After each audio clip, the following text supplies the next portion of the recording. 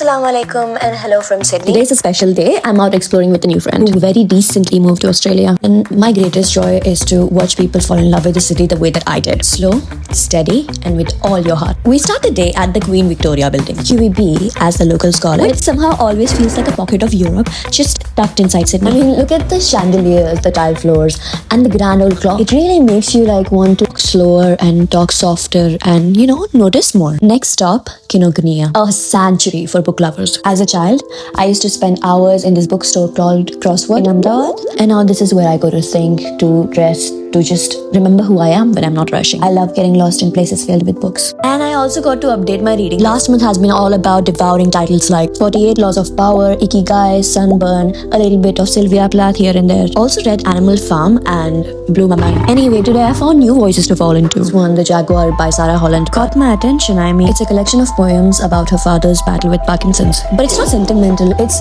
raw. It also made me think of Veer. Yes, this is him. And yes, this is real. But it's a story for another time. And then I spotted Tomb of Sand by Gitanjali Shrey, a South Asian woman who made history by winning the International Booker Prize. This book follows an elderly woman who is trying to navigate life in the post-partition India and who just refuses to be silent. It's layered with humor and grief, and I strongly believe in celebrating South Asian names in these significant spaces. Of course, I added it to my list. There's also something deeply familiar in a way that she uses story as resistance. And then Joy, a whole table of books about cats. They're not just random books, they intentionally curated and all saying the same thing, that pets so involved in everybody's lives. One of my personal favorites, We'll Prescribe You a Cat by Sue Ishida, a soft manga set in a world where a special clinic prescribes cats as emotional therapy.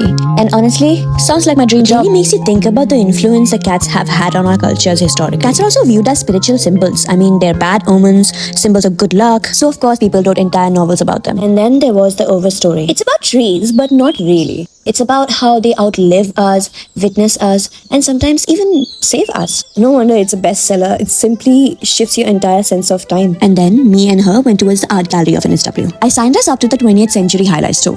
And we expected paintings, but what we did not expect was to be moved so deeply. Let me explain. First of all, our tour guide was a volunteer, which already says a lot about the kind of person he is. An older gentleman with a lot of enthusiasm and a plethora of knowledge. And the group were people from South Africa, Korea, Japan, and also some locals like me. As our guide leads us into our first gallery, the sound of rain pattering on the rooftops honestly added to the whole atmosphere. What is more beautiful than a city in rain? Especially when it rains in Sydney, it turns the whole city silver. Rainy day is made for museums, and vice versa. And then our guide brought us to this breathtaking installation that immediately captivated everybody.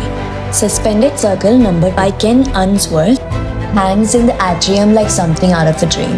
Imagine 103 real heavy river stones, each about the size of a melon, tied down by paper-thin wires so beautifully that they just appear weightless. Our guide described this installation as meditative, and you know what? Let me take you there. So no two stones touch. So the concept is imitating stones. Our mind kind of doesn't see the wires, we just see these stones suspended in space. It's both tranquil and thrilling. Next we gather around this famous painting that is both unsettling and fascinating. A self-portrait by Francis Bacon. The job of the artist is always to deepen the mystery. Bacon has painted himself in distorted sorts of color. His face is recognizable and yet it's not.